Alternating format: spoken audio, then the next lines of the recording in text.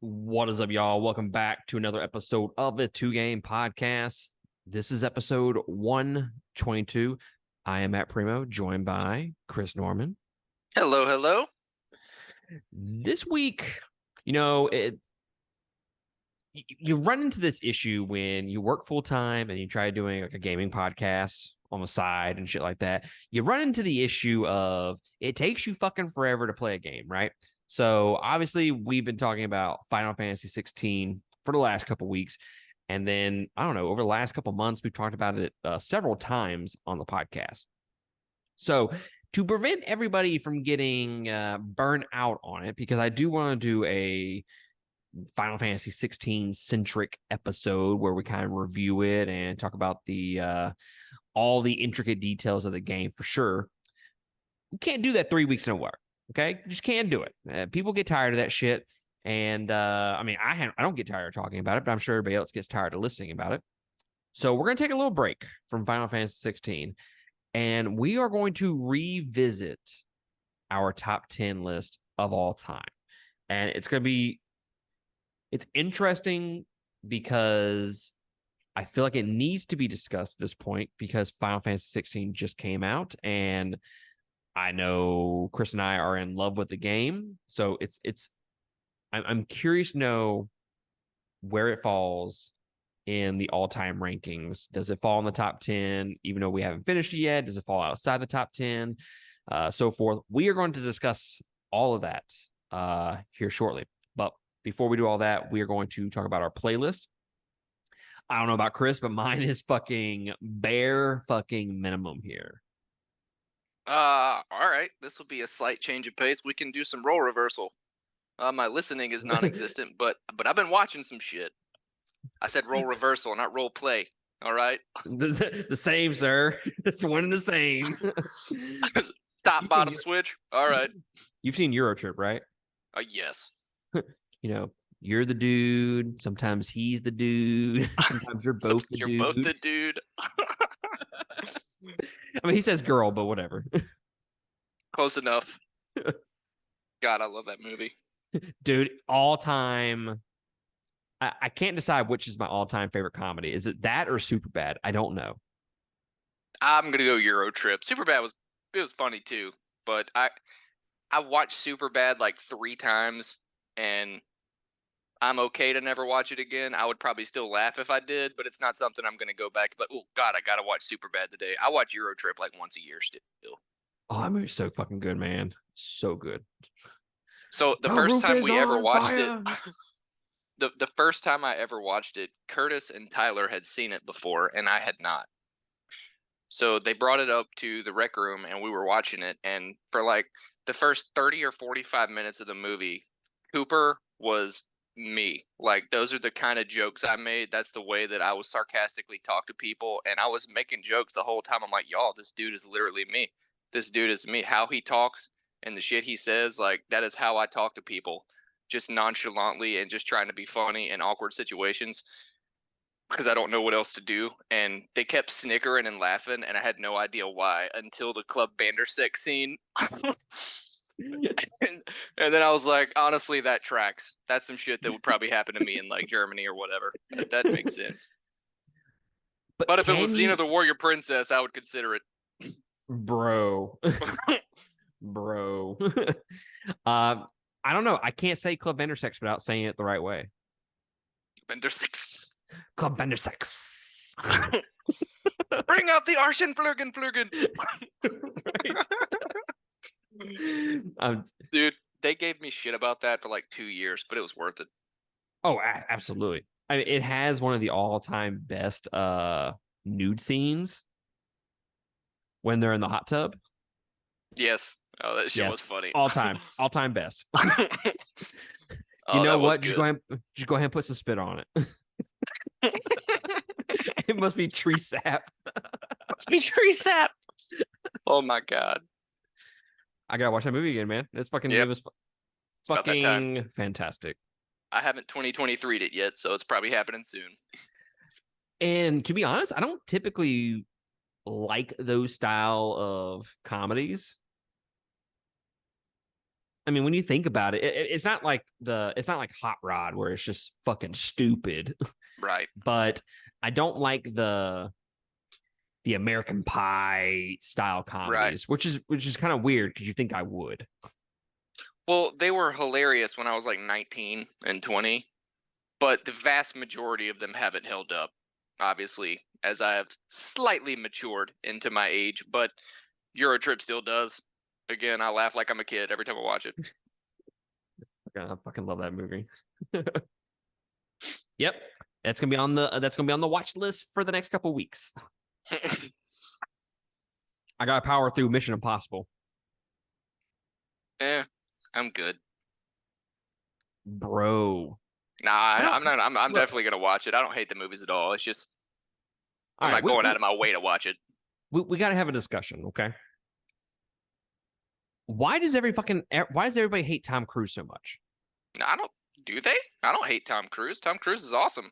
Well, the Patreon, I don't want to throw anybody under the bus, but it was pretty much all of Patreon was against us going to see Top Gun last year, which I still hold that over their heads, and I will hold that grudge for fucking forever because we saw Jurassic World, what was it? Dominion. I saw it 2 times in fucking 2 weeks for our Patreon supporters, and we could have went and saw Top Gun, but no, we had to go see fucking Jurassic World. Listen, those sacrifices you make, oh fearless leader. All right. That's why sometimes you got to be a communistic dictator, man. Don't put that shit up for vote next time. Right. This is what's happening. You either be there or don't. Yeah, no, I don't shit on Tom Cruise. Dude, I'm telling you, like, I'm not saying he's like this amazing. He's not like Denzel Washington or like Russell Crowe back in the day when they actually had different roles for every single movie. He just makes fucking entertaining movies to me. Yeah, for sure. Listen, if you take out his entire like 60 movie repertoire and you only gave me his 3-minute scene at the end of Tropic Thunder, I'm good with Tom Cruise. Like that's I mean, come on. He was great in that movie. Oh, he was. Oh, he was. That's another one that held up, believe it or not, because it goes against social comedy today. And I watched it like 2 years ago. Still funny. So stupid, but still funny. I was the dude playing the dude disguised another dude. I've honestly only seen that movie like twice. I need to see it again. So yeah, I don't think anybody Tyler knows him. Tyler definitely knows him. I'm an idiot. Tyler's known for a long time. There was this guy that I went to high school with, and he's really, really close friends with one of my really, really close friends. He's a good buddy of mine, but I don't really hardly ever get to see him. But long story short, like 10 years ago, we went to a Halloween party, and he dressed as Robert Downey, dressed as the guy Robert Downey was playing. So he was a dude, dressed as a dude, dressed as a dude, dressed as another dude. I was like, Austin, you win, buddy. I grew out my sideburns for like a month so I could be Wolverine. And I was just like, I can't beat that. That's fantastic. Like you concede defeat. Yeah, whatever. It was awesome. Definitely can't do that nowadays.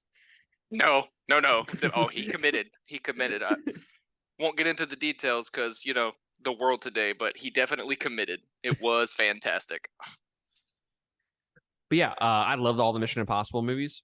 So I'm going to go see the new one in theaters. I got to see the scene that he almost killed himself on or could have killed himself on. I got to see the train scene. I got to fucking see all that on the big screen. So I got to binge all the movies and then I'll go see it. How was Ghost Protocol? Look, anything. So I'm watching 2 for the first time. I've watched them all but 2. And the one about the virus? Yes. For whatever reason. You've never seen that? Was my favorite one. Yeah, I've never seen that one. Oh, wow. Okay, cool. I do love that one. Hold on. Let me see when that movie came out because it's gonna go with the point that I'm about to make about it. That's gonna be somewhere around like 01, maybe 02. 2000. So it is hardcore 2000. Oh yeah, 100%. Like super fucking edgy and dark. Mm-hmm. And they just do shit in that movie just because it looks fucking cool. Like when he throws his glasses and it explodes. Yep. like I knew it either came out like 99, 2000, 2001. I couldn't remember which year. But anyways, that's the only one that I have not seen up to this point. But anything after 3, which is Ghost Protocol, Fallout, and then Rogue Nation, all those are fucking phenomenal action movies. Oh, all right. Like the series takes on its own after that movie, after 3. Like you could make the case that it is the better James Bond. The No last 3 shit. movies. Yeah. All right. Well, I need to get back into them and catch up then, because I was gonna go watch Ghost Protocol way back, whenever it came out, but several people told me just don't, because it wasn't that good. So I kind of just stopped watching them after that, because I was like, well, if this one's not good, whatever. But I'll give them a shot if you say they're good. I love them, dude. I love them. And what's this is a unique comparison. It is, imagine Fast and Furious, but realistic, and obviously without cars and shit. I'm sorry. What is not realistic about launching a Jeep from a satellite? I don't follow, sir. I don't fucking agree with this. It's for family, Primo. Damn. Do it for family. For family. I got family. But you know how in Fast and Furious they always do like a stunt in Yeah. the next movie that tries to overtop the one before it.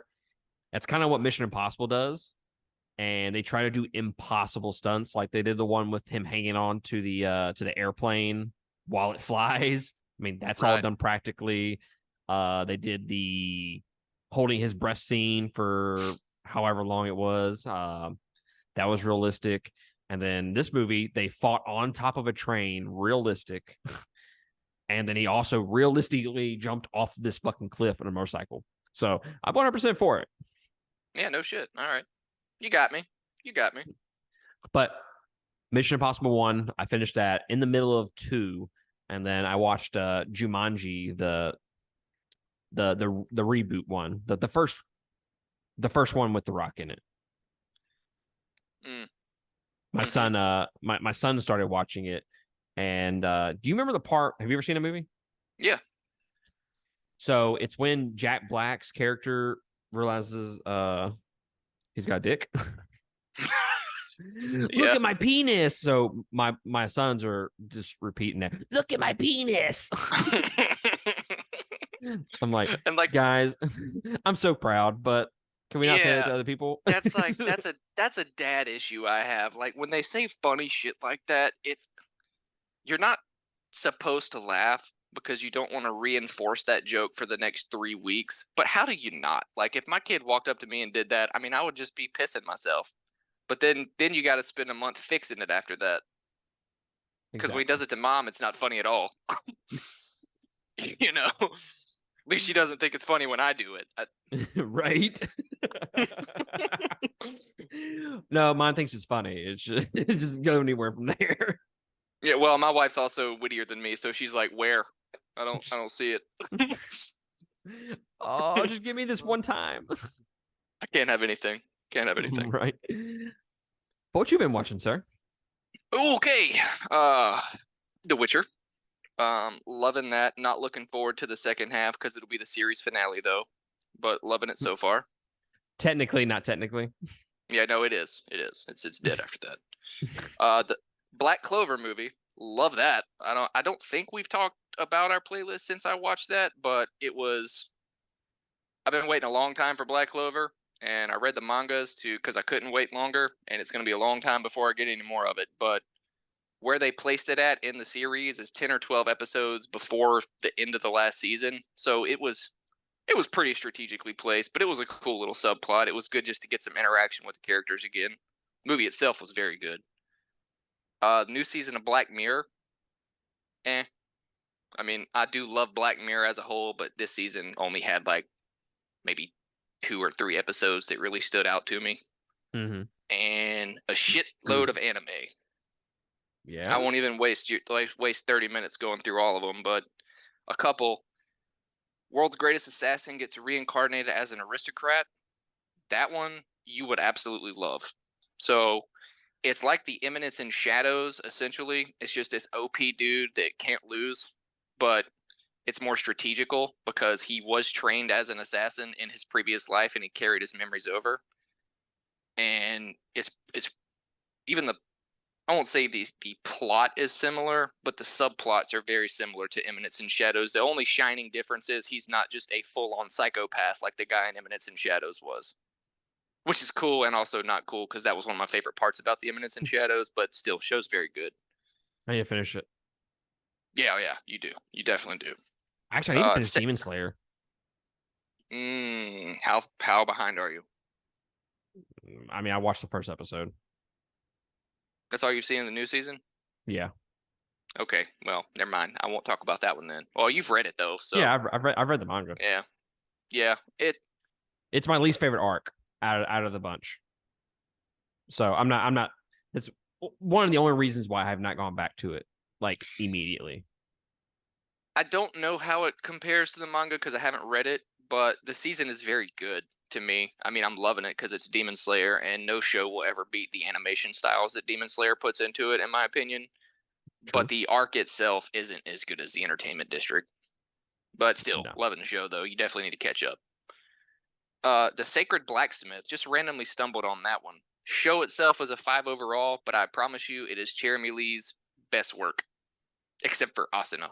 It's Jeremy Lee's second best work. What was the name of this? The Sacred Blacksmith. It's so Lucy Heartfilia is funny Jeremy Lee.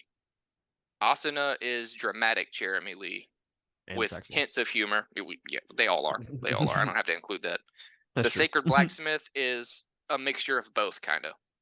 She's not as squeaky as she has to be to play Lucy, but she's also.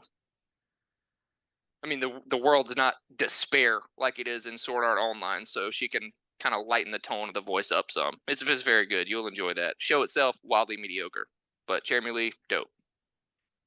She needs to be in more stuff, honestly. She does. She really does. In Another World with My Smartphone. There's 2 seasons of this on Crunchyroll, dubbed. The premise is great, but honestly, the weirdest thing about the show is it is a full-on adventure harem, but it's rated like G for general audiences. Like, interesting. Yeah, I don't even know how to explain that other than like the dude has like 7 fiancées. Like it's a full-on harem, but it's family friendly. I get what? No, not family friendly, but it's really not ecchi at all, you know. But it's a pretty good show. It was just I've never seen one done like that, isn't it though? And I'm about 4 episodes into Ice Blade Sorcerer. I finally started that, and it's really good so far too. I've just been animating it up, dude. I've just had an animated couple of weeks. It's been lovely. Mm-hmm. You can never beat that. Nope. No, well, problem is I won't have time to watch anything for like 2 months. So then when I finally catch up, that's all I do. Ah, gotcha. I have not watched hardly fucking anything of late, and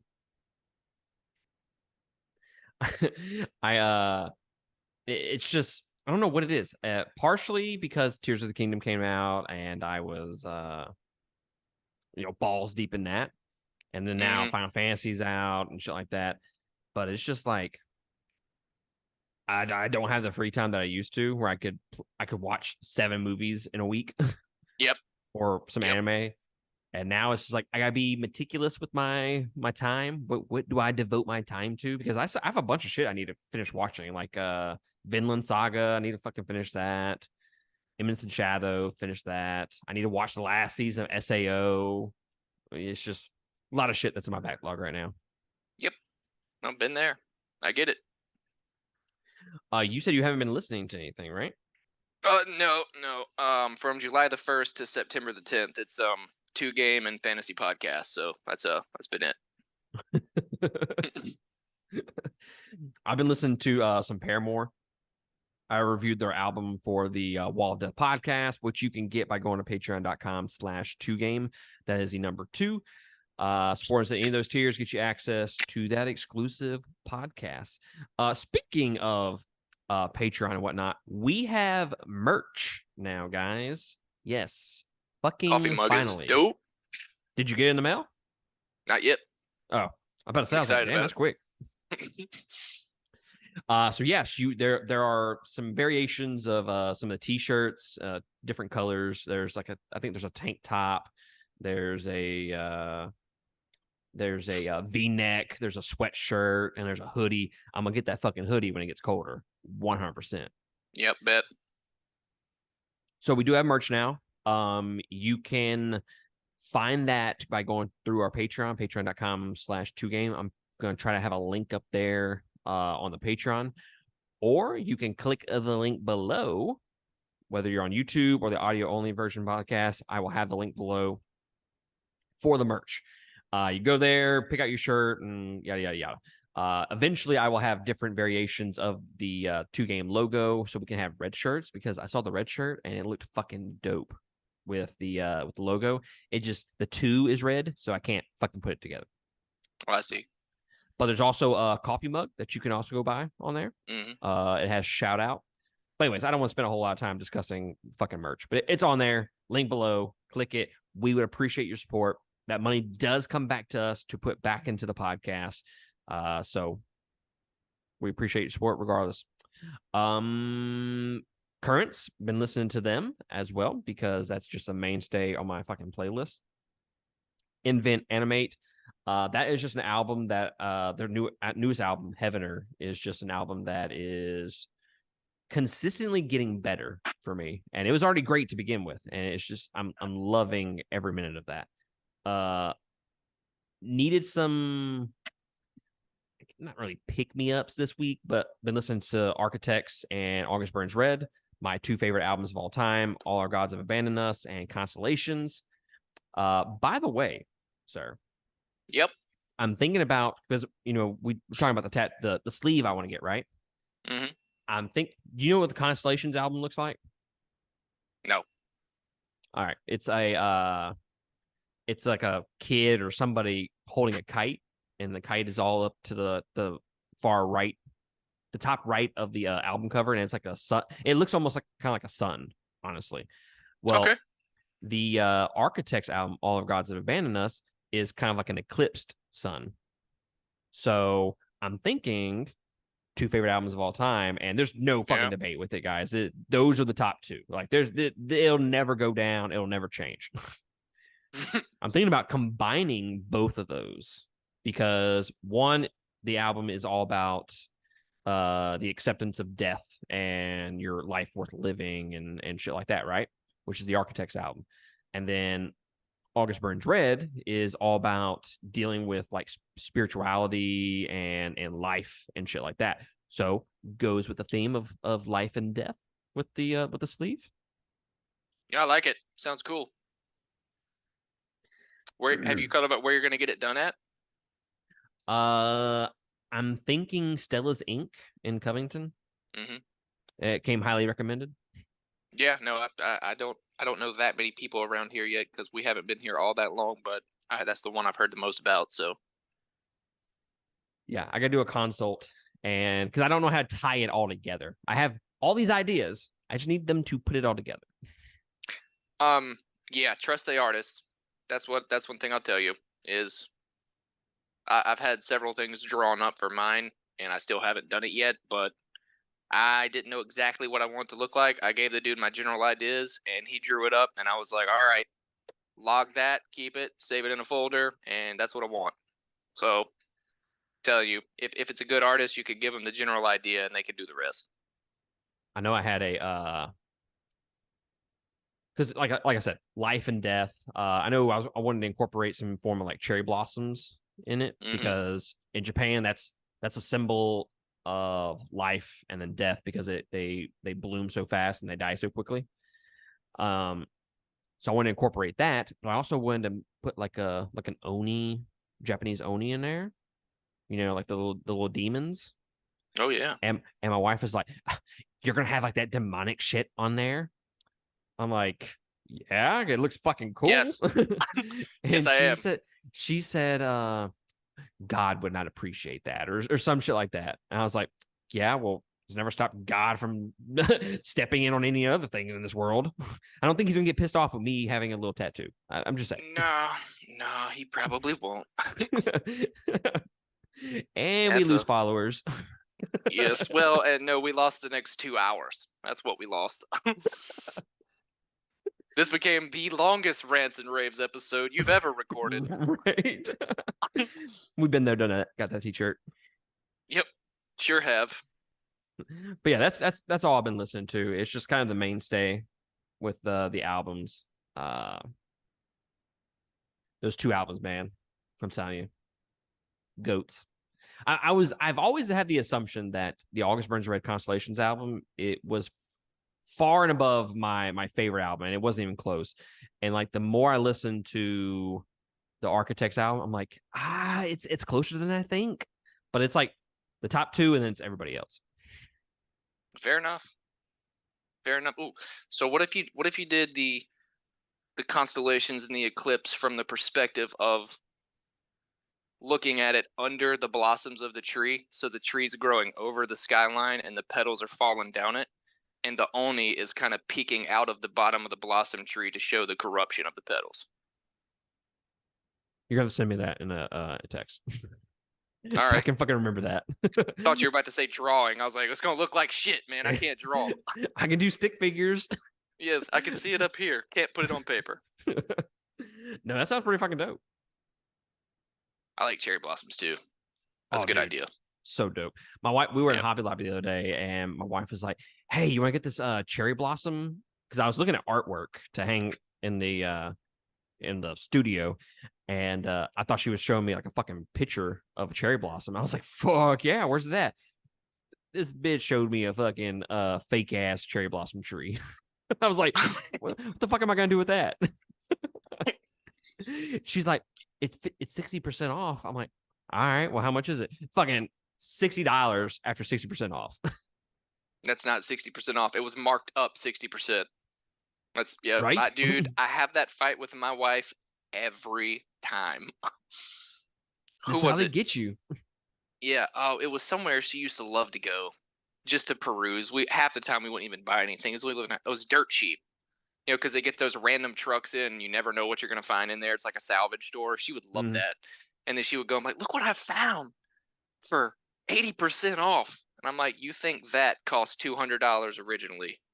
And then I pull it up on Amazon, and it's like $5 more than what she just paid for it at dirt cheap, and she's like, "You literally ruined the happiest thing in my life." Sorry, my I didn't know it was that big a deal. My bad. I didn't read the room. My bad. I didn't get Yeah. the signals. Nope. Nope. Sometimes being right isn't worth it. That's my fault. Right. The joys of being a man. Yes. Yes. Oops. But I'm assuming the only thing that you've been playing is Final Fantasy 16. Oh yeah, and Tears of the Kingdom. I mean, I keep my Switch with me, and if I ever do get a few minutes at work, I'll literally just look around and do something in Hyrule. But I've not been that. Yeah, I see that. I want that. I want that really bad. That's a lot. Dude, I've kind of stopped doing anything excessive until I can buy it, but Mhm. I want to go back and 100% that game when I get my hands on one of those. Yeah, dude, it's fucking all good kind of shit up in here. So this is I a feel like strategy it would guide. take me 3 months to read it, though. That thing is so big. Why? Thank you. You're welcome. I needed You're a very morale welcome. booster. Yes. I think the only thing that I would say about it is yes, it is quite thick, as they say. Um, and the words are a little tiny, so it's kind of a difficult read in that perspective. But so much information, guys. This is the official strategy guide for Tears of the Kingdom. You can find it on Amazon. I paid $25 pre-order price for it. It might still be on sale. I don't know. But it is the hardcover, it is the special edition cover and shit like that. So it goes over goes over all the main quests, side adventures. It goes over cooking. It gives you every single recipe that you can do. It tells you where all the armor are, where all the weapons are. It goes over the depths. It goes over every single shrine and the puzzles within the shrine. It goes over, like, it gives you like a, hey, you should follow this path to completing the game, but by all means, do this however you want. And they make that specific in the very beginning of the book. They go over the amiibos and what they fucking do. It goes over the bestiary and tells you how to kill or the best strategy for the enemies in the game. It even has a hierarchy of difficulty for the enemies. I mean, I sent that to you and Tyler in our chat. That was cool. I was like, bro, that's fucking cool. Glad to know that Silver Lionels are the fucking top of the spear. But yeah, great book. And like you said, once I can get through Final Fantasy 16 and I can get back into Tears of the Kingdom a little bit more, I'm going to work on 100% in that shit. Oh, it even has Korok seeds as well. All like 5 billion of them. Yeah, so how many are there? Like, I don't even know how many there are. There were 900 and something in Breath of the Wild. There's 1,000 and something in this one, if I'm not mistaken. And they're required for completion. Yes. 100%. Yeah. And you don't even get anything. Get that achievement, I guess. I mean, do you though? I mean, no. All you do is get the triple digit for the completion. 100%. That's all it is. Yeah, I don't know if 1,100 Korok seeds are worth that. That's probably 30 hours, if I had to guess. Even if you pull a giant map up and you literally go to the next closest one every single time, that probably still takes. Yeah. Realistically, probably like 12 or 13 hours. The only thing you get is Hestu, the dude you give the Korok seeds to. You can get him to dance whenever you want now. That's the only thing you get. The he sheer annoys me when he dances. Yes. The sheer I hate his dancing anyway. They did that. They pulled some slick shit like that with something else in the game, but I'm not going to tell you what until you just discover it for yourself, and then you're like, oh, this is what he meant. Fuck these people. About it. Yeah. Yeah, great book. I'm going to try my best to 100% it in the next couple months. I know we have BioShock coming up, our deep dive series. I know you're going to be busy for the next month or two, so I got some time.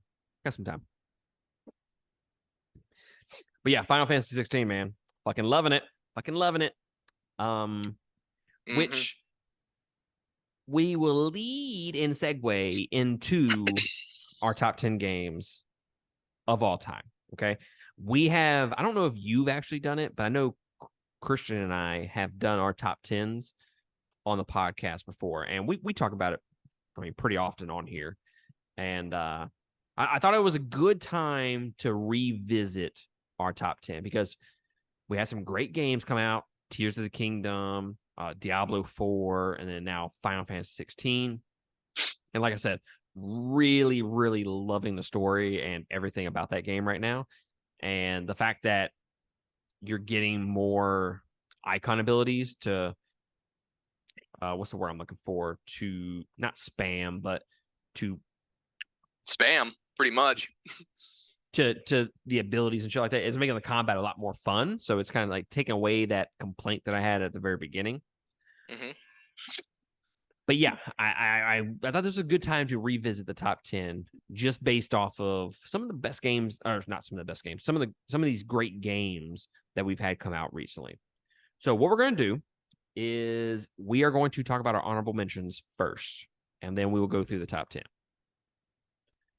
And you can just ramble yours off real quick, and then I'll just ramble mine off. The honorable mentions. All right. Well, yeah, you mentioned Final Fantasy 16, obviously. That's going to be on there. And when I'm done with it, if it follows pace as it has so far, it will probably actually be in this list. I just don't know how far up. but I'm not going to include it yet because I haven't finished it, but definitely worth putting on the honorable mention list. The Witcher 3 Wild Hunt. I put a lot of time into that game, and minus the fact that it translated to diarrhea on the Switch, still loved it. Love the world. Love the world of The Witcher. Love the gameplay for the most part, and just so much you can do. BioShock. Um, so as a trilogy, BioShock would be a top 5 series of games for me. The only problem is none of the games, even though they're all in the same universe, follow the same storyline. I mean, it does jump, so I wouldn't put any of the 3 in my top 10 as a standalone game. But the series is worth mentioning because if this were a ranking of game universes, BioShock would be top 5. And oh nope, that's it. So the first one I'm going to mention is the game that would be, I'm telling you right now, it would probably number 3 on my list, which is crazy because it's in my honorable mentions. If I could ever beat the fucking game, it would be number 3. But I can't beat it. So it's not in my top 10 for that specific reason. And that is Sekiro Shadows Die Twice. I absolutely love that fucking game. I love the storyline. I love the samurai aesthetics and all that shit. Absolutely fucking love it. But I can't beat it, and that's a fucking issue. I can't put a game in my top 10 that I can't beat. So that's why it's honorable mention. Fair enough. Hollow Knight. Hollow Knight was an honorable mention for sure. I think the thing that really held it. But you haven't played that game, right? No, I started it for like an hour and then got busy with something and just never got back into it. It's on my list though. The thing that prevents it from being top 10 is, well, I mean, I do like my other top 10 better, but The Abyss is one of the, I start twitching when I think about that fucking area in that game because it is such a fucking pain in the dick.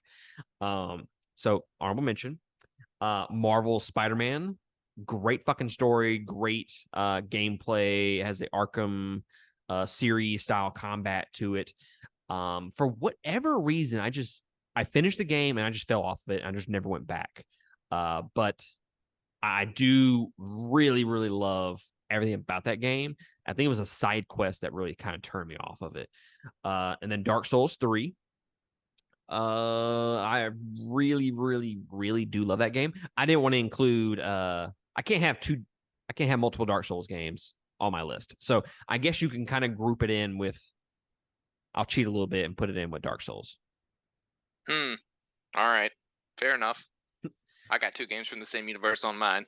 My bad. But Final Fantasy 16, I agree with you. I can see it entering the top 10 if it continues on the path that it's going right now. And then the other one is Pokemon Ultra Moon. It is my favorite Pokemon game, period, next to Gold and Silver.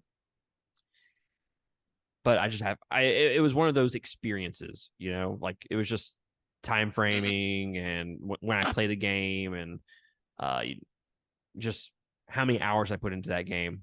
Fond memories, but not enough to crack the top 10. But what is your number 10, sir?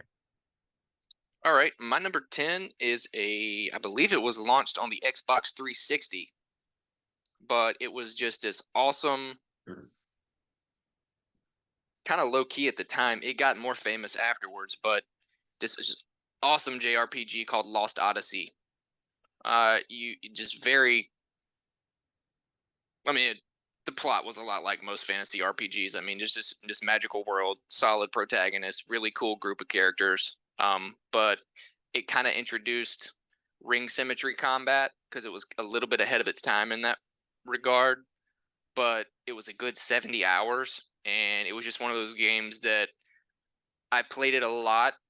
And when I beat it, I thought about it before I went to sleep. Like the plot and the story and how everything unfolded just stayed in my mind for a while. And It was one of the only JRPGs that I ever finished and then started over like 2 days later because I just wanted to experience it again. I don't think I've ever even heard of it. Honestly, it was a big release when it came out, but then it just went radio silent for a while. I do think the combat was probably just ahead of its time for when it was released, but it kind of resurfaced a few years after that. But so good, so very good. My number 10 is Dead Cells. I find myself going back to this game a lot. Recently, they came out with the Return of Castlevania DLC, which is fucking phenomenal DLC, by the way. Absolutely loved it. And yeah, I love going to that game, just getting lost for a couple hours. I think I don't even know how many hours I've put into that game, like 60 or 70 maybe at least, which is a lot. Right.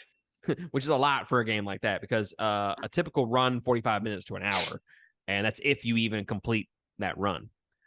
So yeah, Dead Cells. It also put me on the trajectory of loving like roguelikes and procedurally generated games and shit like that. It all started with Dead Cells. So put it at number 10. Okay. Number 9 for me is gonna be Halo Reach. Um, I'm not really into shooters anymore, to be honest with you.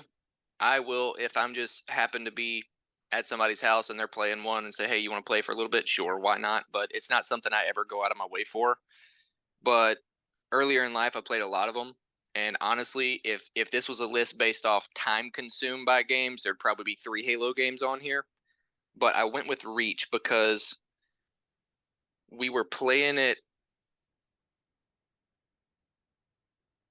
It carried over to whenever we were living in the apartment. When we had an apartment my senior year, and just me and 3 of my friends, we had a 4-bedroom, and our weekends consisted of staying home and playing Halo. So that was some of the most fun I've ever had gaming. I mean, you remember those days. You could just literally chill. Mm-hmm. You had all the time in the world. So I just have such nostalgia with it. And it kind of bled into Halo 4 as well, but I just enjoyed Reach more. And I can't throw away the times that I had with it, even though it's not something I would probably ever play again. That's fair. Horizon Forbidden West at number 9. Um, I was I was thinking about not including it on this list actually. But the thing that I kind of came back to was that combat. It's still, if I had to say, out of all the games on my list, it is top 3 maybe with combat and gameplay. Absolutely fucking love it. Like, it is top tier. I can get lost just fucking off and killing Right. machines and shit, right? The issue with it is because it's an open world and it has so many side quests, and it, like I said, you get lost in that combat. You lose track of what the story is, and from what you can follow with the story, it's okay, which is the thing that kind of held it back for me from being a little bit higher on this list. But that gameplay though, it's fucking it's phenomenal. It's phenomenal. But yeah, number 9, Horizon Forbidden West. Maybe one day I'll get there. I do want to play it so bad, but it's going to be a minute. I mean, it's my only platinum that I've ever gotten, so it's gonna have a special place in my heart. It's got to be on the list then, 100%. Mm-hmm. Number 8 for me is going to be Rocket League.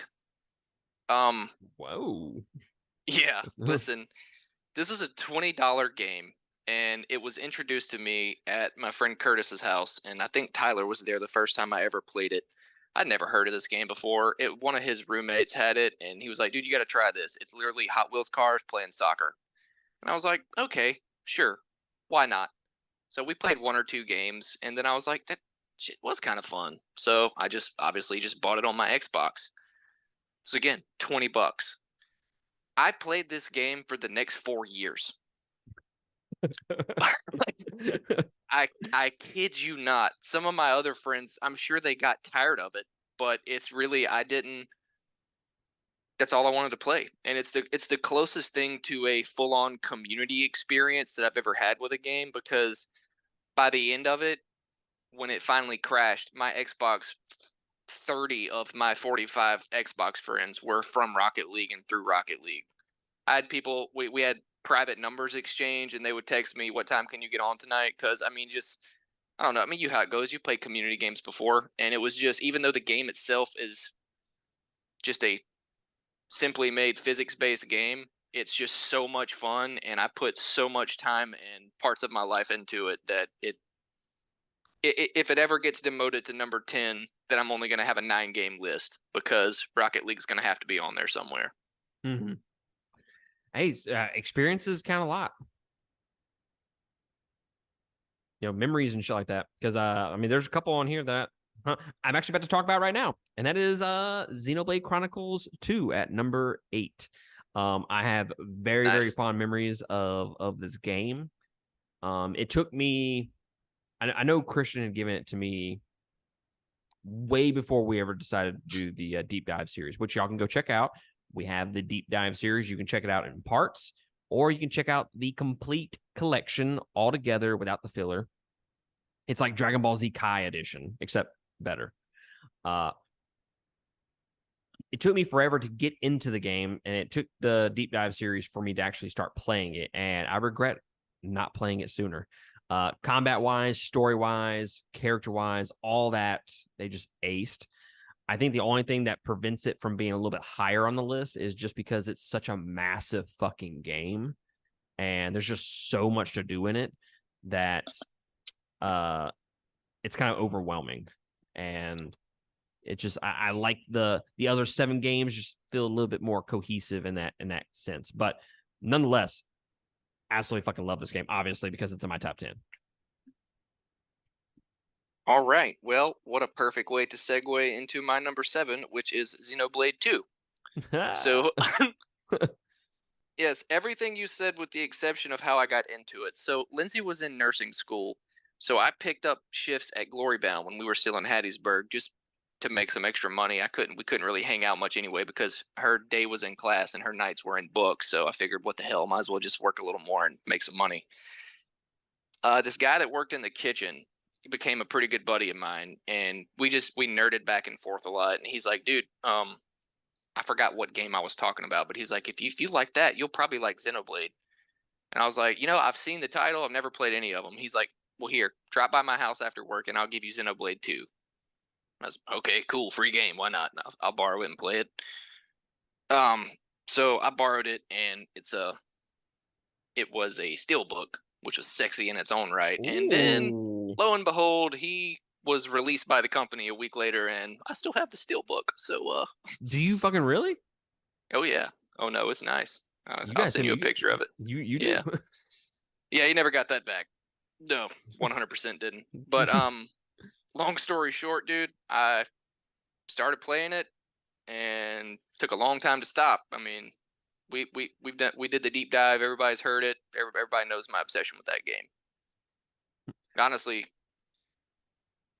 it's almost unfair that I kept it out of the top 5, but like you just said, these other 6 just a little better. Yeah, just a little bit better. My number 7 is going to be the other deep dive series that we did, and that is Final Fantasy X. This was a game that when Chris, I don't remember who brought it up. Maybe was it me that brought it up that we should do the deep dive series on 10, or was it you? No, I think I begged you for that one. I'm pretty. That sounds like something I would do. I'll go ahead and admit it. I don't remember exactly how it played out, but if I had to drop a 50 on it, I probably begged you to do it. And a lot of it was centered around the fact that I trash talked Blitzball so fucking much.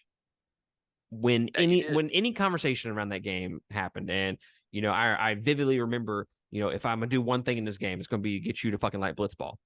And you fucking did. And I love Blitzball. I remember playing Final Fantasy X, which was my first Final Fantasy game. And I didn't really enjoy it all that much, mainly because I was brand new to it. And the big kicker was I didn't have the item description shit on. So I was guessing what the fuck shit was every single time that I played it. That just sounds like the worst experience ever. I get why you hated it. but yeah, man, the story, the combat, some of it, some like the weapons and shit like that. It's it's a little too much. I think it's a little tedious trying to get all the weapons, uh, which probably is why it goes down to number 7 rather than a little bit higher for me. But I will always have fond memories of this game. It'll pretty much always be in my top 10, I would assume.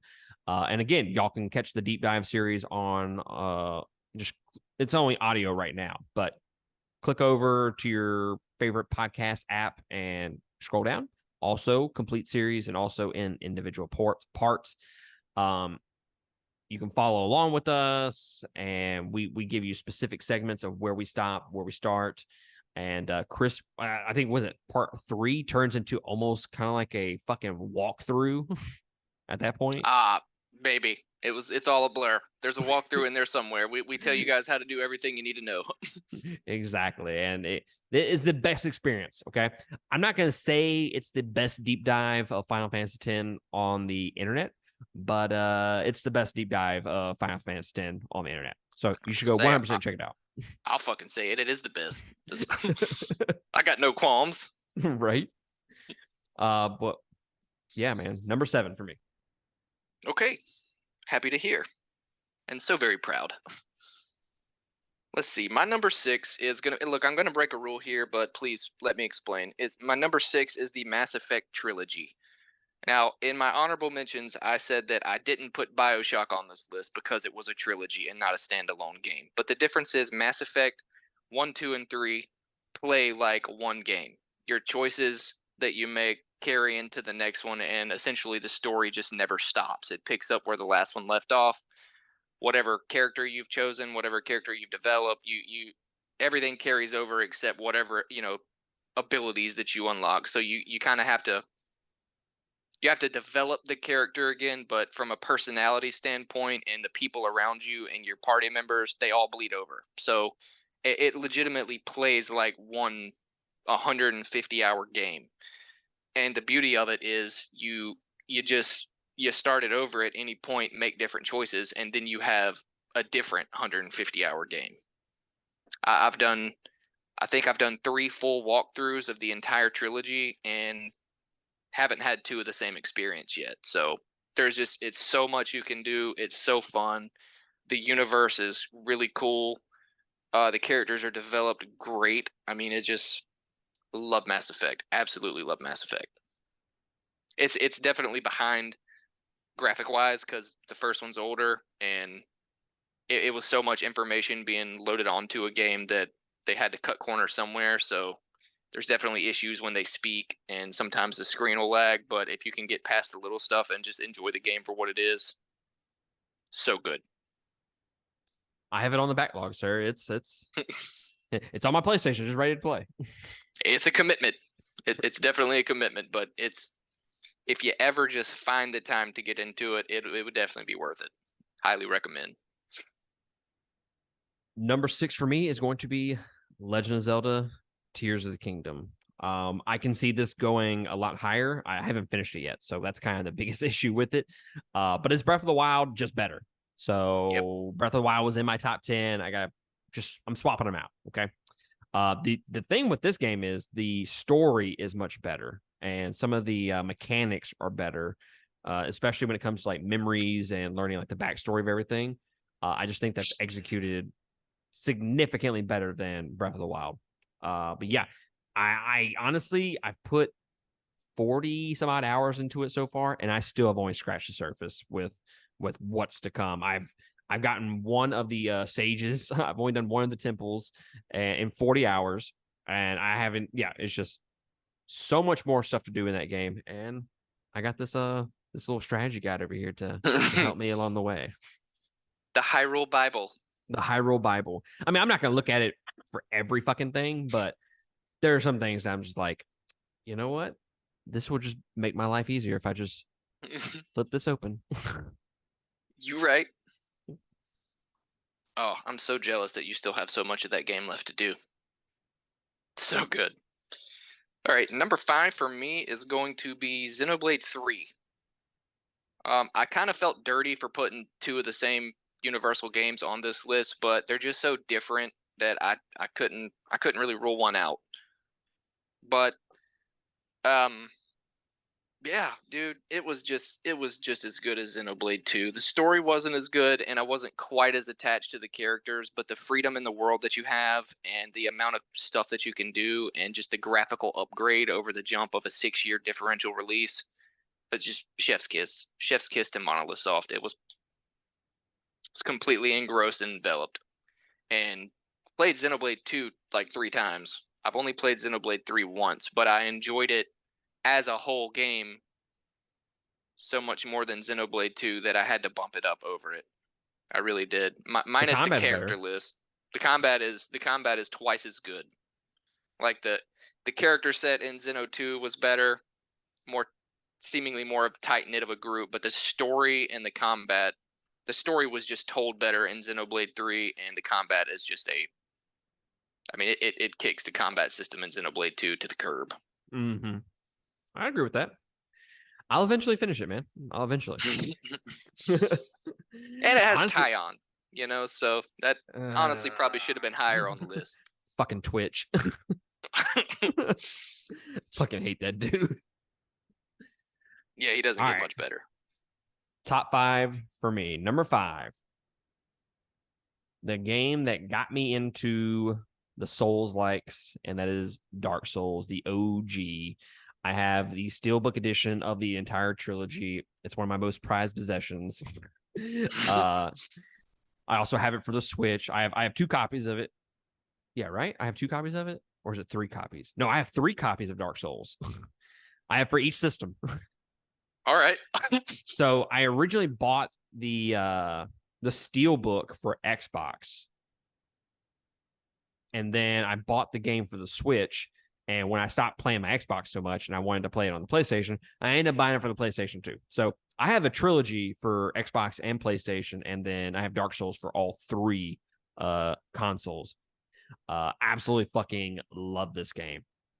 I did go by a walkthrough the first time that I played it, and I think I did almost 80% of a second playthrough. It's just I got not stuck, but I wanted to go play Dark Souls 2 and 3. Dark Souls 2 is the only From Software game of the Souls-like era that I have not played yet. Or not played, but finished. It kind of pissed me off with with some of the mechanics in it. But this really set off what's the word I'm looking for? It projected me into a different genre of games. And I'm 100% there for it. Yeah. I'd like to say one day, but I don't know when that's going to be. I have it. One day I'm going to give it a shot. It's there for you. I will guide you. Guide my sea, huh? All right. The issue with Dark Souls is the story is so vague that you just don't even do it for the story. You do it for the aesthetics. You do it for the lore and the enemy design, the world design, because it all fucking connects. When you get to that point where you circle back around to the very beginning, you're like, bro, that's where that led all the way back here. It's like a total mind fuck. It honestly sounds kind of cool. I just don't know if I'm good enough at video games to play Dark Souls. Like they look so hard. I played half of one of them a very long time ago, and I remember being able to kill people and stuff, but also remember getting my ass handed to me a lot too. It's not that bad.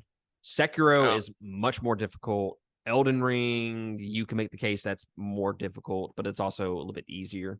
But yeah, Dark Souls, if you kind of get a feel for the game and the combat early on, it'll connect with you faster. Now, Bloodborne, on the other hand, it's front loaded with difficulty. I almost gave that game up twice with the fucking like that first level or 2 area in Bloodborne is so fucking difficult. But once you get past that, it's like not that bad. It's downhill. Yeah, it's downhill from there. Huh. Okay. Interesting. All right. My number 4 is going to be Fire Emblem 3 Houses. Ooh. Yeah. So obviously you are aware. I played this because of you. Thank you, by the way. Let's see where to begin. I love tactical turn-based combat. Love pretty much any type of strategy game. I love games where you develop relationships and you actually give a shit about your characters. Um, I love games where you choose your characters. Honestly, you're not forced to have a party the entire time, even if you don't like some of them. You can interchange whoever you would like. I love games where you can customize your own playstyle, and this game has all that. It's got everything and more. I mean, we've obviously talked about it probably a dozen times or more on this particular podcast, but just the combination of combat, how it evolves, character development, spending time with your teammates so that they mean more to you than just numbers on the screen or whatever. It makes you honestly, like, if you like one of them, it makes you want to go save them more in battle or whatever. It does such a good job of flowing you back and forth from the field of battle to the monastery. It's like we've said 100 times. When you're in the monastery, you want to be out fighting. When you're out fighting, you can't wait to be done so you can be back in the monastery. They figured out a way to take two opposite elements, put into one game, and flow perfectly back and forth. It's masterful. It truly is masterful. I will agree with that. But I have more thoughts on that in just a little bit. Okay. Number 4 for me is going to be one of the better experiences that I've had of recent memory. It came out last year, and it was a community thing. We were all like, "Oh, dude, you fucking go here!" And it's kind of like what we're doing with Tears of the Kingdom in our chat. Um, Mm-hmm. Hey, did you go here? Oh, dude, I didn't know you could fucking go there. And it was kind of a back and forth between a lot of different people. And that is Elden Ring. It is an evolution of the Dark Souls formula. It goes into this open world format, and it's something that I didn't know that I needed or wanted when it came to From Software games, but 100% it was it was needed. And I love the aspect of, okay, I'm getting my dick ran into the dirt over here by this particular enemy. I'm gonna go to the other side of the map, and try to take on the enemies there and try to level up a little bit, and then come back and take on that enemy or whatever. And I loved it. And the fact that I am still one fucking trophy away from getting that platinum. I need to beat one boss and I can't fucking beat her. It fucking infuriates me. It infuriates me. It should have been my first platinum, but it wasn't, okay? I have other than her, I have beaten every single boss in that game. Um, it's just I put I think almost 100. I put 130, 20, 30 hours into the game. It's one of my favorite experiences in video gaming. Period. Just because I had that community based aspect with it. Just comparing things with one another. And I will it ever drop out of my top 5? I seriously doubt it. But talking about it right now makes me just want to go play it even more again. Right. Touche. Do you need me to put 40 hours into it so I can level up and help you beat Melania? Yeah. All right. But the thing with Dark Souls is when you have people help you with a fight, the boss has more HP and she's more difficult. Ain't that some Sword Art Online shit? Right? So Trash. yeah. Uh yeah. Like look, I'm not the best at games, but I think I'm pretty decent at Dark Souls games. And it's legitimately when I see another one come out, I'm like, yep, day one. I can't fucking wait to play that. Already there, huh? Already there. All right. Well, I will be already there for the sequel to this next game in 2032. That's going to be my number 3 is Tears of the Kingdom. Now, I felt a little icky putting a game that I am still not done playing. I have beaten it, but I am still playing it. But automatically bumping it into my top 5, my top 3, in fact. But Breath of the Wild was already there. And as we've talked about several times, Tears of the Kingdom is Breath of the Wild plus. So I have no shame in it. Literally no shame at all. The game is, for a Switch game, perfect. I mean, graphically, it's a Switch game, but it's as good of vibrant, jovial Switch graphics as you're going to get. It plays very smoothly, considering it's Joy-Cons and not an actual full-on console controller. 3 massive worlds with hours upon hours upon hours of exploration and stuff to do. Just anything you want. I mean, literally anything you want. Progress the story, don't progress the story, bullshit around, kill Hoboklins for 2 hours, waste your whole day. It is a great game in every aspect, or it is a fun way to kill time when you have 15 minutes. Could not have said it better myself. But I don't feel like it's dirty. I don't feel like it should be dirty because, I mean, when you think about it, it's just like Breath of the Wild. I mean, it would be dumb to put this game below Breath of the Wild on your list when it's technically the better game. And yeah, no, that's why have Breath of the Wild on there when Tears of the Kingdom just does it better? It does. It's not like Dark Souls 1 versus Dark Souls 3. You know, it's not that. Dark Souls 3, completely different like realm, completely different set of circumstances, and they add some different mechanics and shit like that. You can make the case it's almost the same game, but honestly, it's not. But with Tears of the Kingdom, it's just doing everything that Breath of the Wild did, but better. It almost just replaces the entire game. Because Breath of the Wild, I mean, do you even remember the story? No, because it fucking didn't really have a good story at all, if it even had a story. And this one actually adds a story to it. So I support it, sir. I support it. Thank you, sir. Number 3 for me, The Last of Us. Also, it is probably it has one of the most what the fuck scenes of all time to me. I vividly remember what I was doing, when I was standing, everything, when the first, I don't know, what hour or 2 of that game happened. The fucking moment happened. Yep. You play Last of Us, huh? Mm-hmm. To my first one, huh? Yeah. Yeah. Yeah. So the moment before the game actually it skips forward and shit like that, I remember my jaw just dropping and like, what the fuck did I just play? Like, I had never experienced a game like that before, ever. And the story all the way through was just perfect. And the combat was, I mean, it was good. The gameplay was good. Also, it was great also. But the story is what kind of propelled you through from scene to scene. And it was fantastic. The show did that scene well too. That surprised me. I was not expecting that, honestly. But you're right. The combat was good, but it was good enough to keep pushing the story, and the story's why you're there. So support it. I probably should have put that on my honorable mention list, but honestly, I kind of forgot about it because I haven't played it in so long. That's fair. All right, number 2 for Chris is going to be Final Fantasy X. See our deep dive. Sir. What can I say, man? I made a bet with a guy a while back and I lost. So we'll get there. Everybody knows my obsession with Final Fantasy X. Up until I had to look myself in the mirror to make this list, it was my favorite game of all time.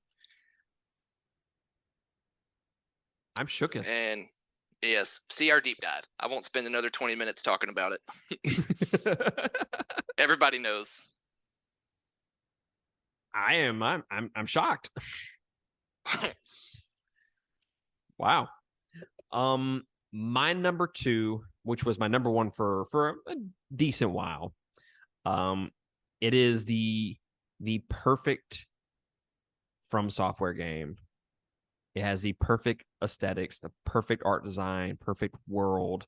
It's got the combat, it's got the enemy designs, it has the score. The perfect From Software game, and that is Bloodborne. I love that gothic Victorian style world design that they made. And to me, I love everything about that. Like, it reminds me of like Jack the Ripper and the old London and shit like that, right? So Correct. 100% there for that. It's one of my favorite errors, I guess you could say. I say favorite errors like I do like a bunch of fucking research or some shit. I don't.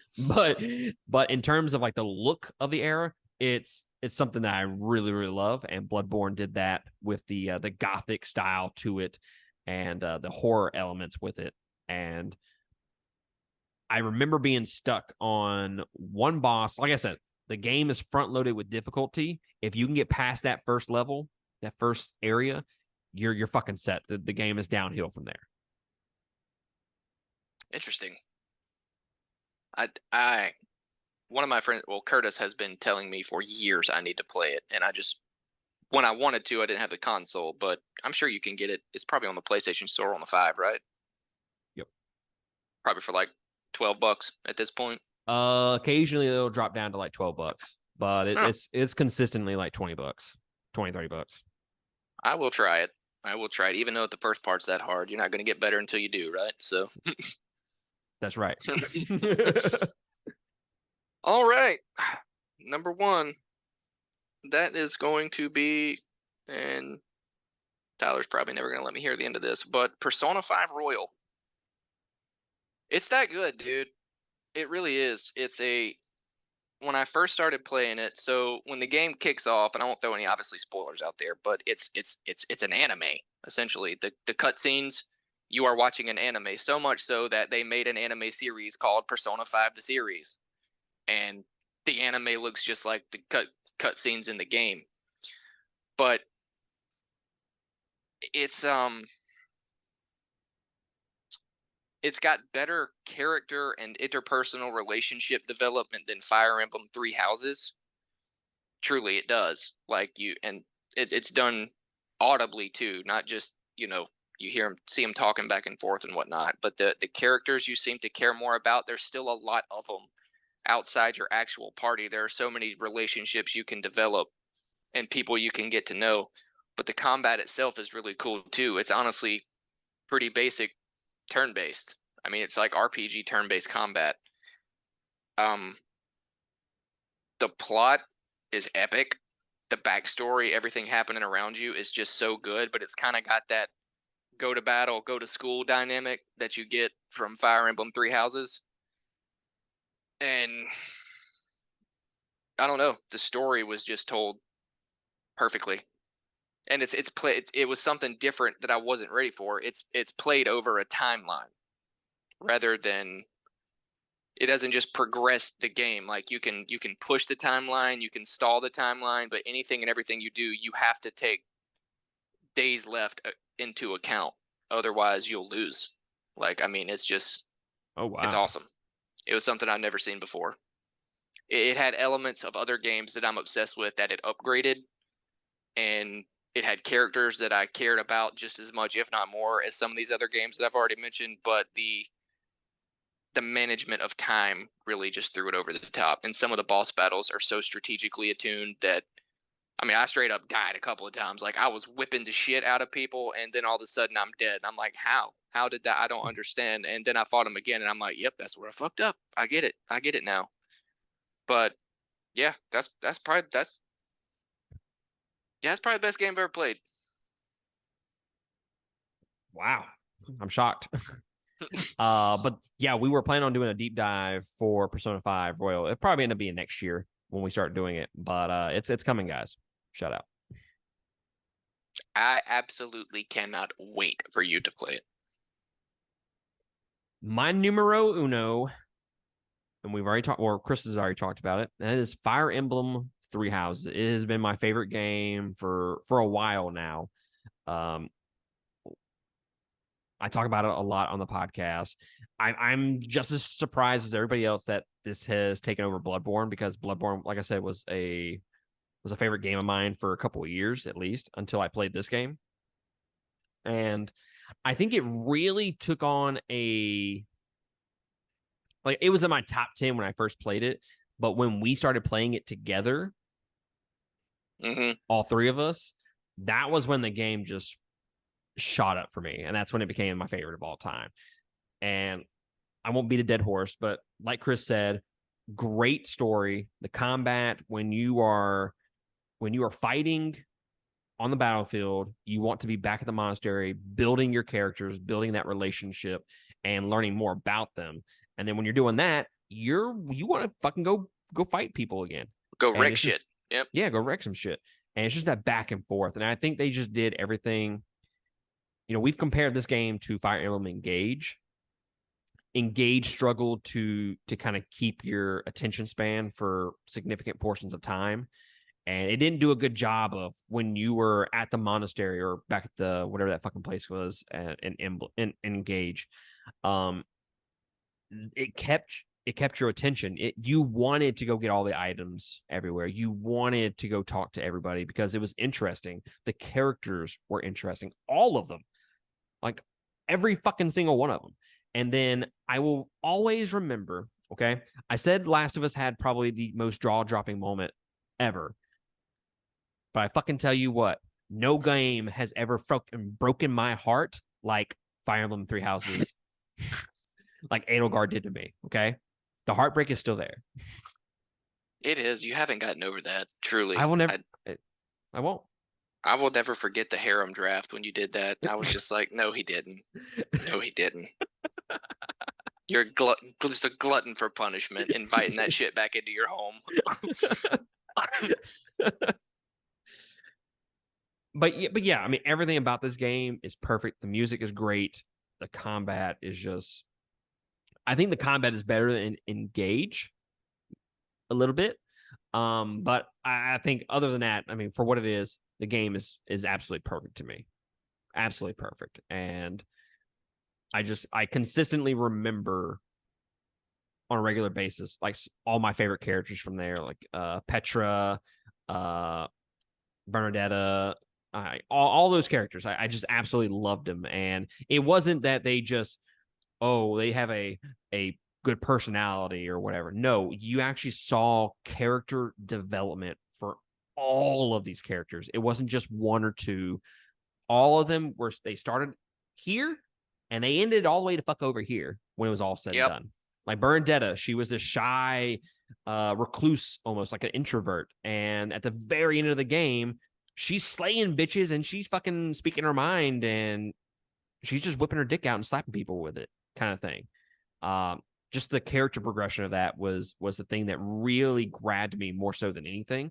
And then, I mean, the combat on top of that, just icing on a cake. But yeah, number one for me, sir. And I don't foresee it ever changing, honestly. Fair enough. Fair enough. No, I mean, I get it. That game really is that good. And you're right. They do a very good... That's kind of why I want you to play Royal so bad, because you it's kind of like Three Houses. In Three Houses, my favorite thing about the character development is you can see the physical combat develop with the character. So like Bernadetta, like you said, she's shy, she's introverted, she's honestly fucking terrified of you at first. But by the time you get to know her and she's comfortable with you and she gets more confident, she goes from learning how to hold a bow to like out sniping Shamir by 3 squares. Like Bernadetta is easily the best sniper in the game once you get her to that point. And there are similar reflections like that with other characters in the game, and that's kind of how Royal does it too. So that's what I'm telling you. I love Three Houses just as much as you do, so I know you're gonna love Royal just as much as I do. Sweet. Can't wait, sir. I can't wait. But let's jump into our weekly recommendation. We had like one other little segment that we were gonna do, but running out of time. My computer's actually about to die, honestly. And so we'll do our weekly recommendation. What do you recommend to the fine people, sir? I will recommend World's Greatest Assassin Gets Reincarnated as Aristocrat. Of all the single season animes I've watched in the last like 3 weeks, I probably have enjoyed that one the most. Just a really fast paced, cool plot that does jump around a lot, but at the same time, it's just very entertaining. I finished it in like a day because I happened to have a free day, but at the same time, I didn't want to stop watching it. One season? I believe. Yes, there's only one season out, dubbed. There may not even be a second season yet. That's a Christian question, but I think there's only one. By the way, are they ever going to release Attack on Titan dub? Ever? Well, 3 episodes a year. You know, part 7 of the final season, part 14 of the final season. Like, I want to watch the fucking movie or the long episode or whatever the fuck it is. I want to watch it. I need it dubbed. Truth. I can't imagine following that fucking series in Japanese because it's so fucking convoluted. Yeah, I would imagine just a lot of screaming. It's just I watched a couple episodes of it subbed as it was dropping during the last one because I just didn't want to wait, and I can do that with some shows. I couldn't do it with Attack on Titan. It's difficult to follow it in English. Right. But I'm going to recommend Legend of Zelda Strategy Guide, guys. I highly recommend going to check it out and getting it. It's not that expensive. I mean, for a strategy guide, I guess you could. I mean, when you can look it all up online, yes. But if you're a huge fan of Legend of Zelda or Tears of the Kingdom, then this is definitely something you should go check out. I'm still waiting on the part 2 of my Elden Ring strategy guide. I have part 1, volume 1, excuse me. Waiting for volume 2 to release. I think it's coming out like October or some shit. But 2 of the best strategy guides that I've ever seen, for sure. But I'm gonna recommend the Legend of Zelda one. It's got everything that you need for the game. And I was curious before I bought it. I was like, I wonder if they're going to include this in there. No, they got everything in this fucking book. So, which is impressive in its own right because there is so much crap you need to know for that game. It even tells you how to build some shit. Oh, nice. Yep. Gives you designs, what you need to build it and everything. That is dope. Yeah, I'm going to order that probably when we get off this, if I'm being honest with you. Cha-ching. I'm just going to ship it to work. That way Lindsay never finds it and makes fun of me. Right.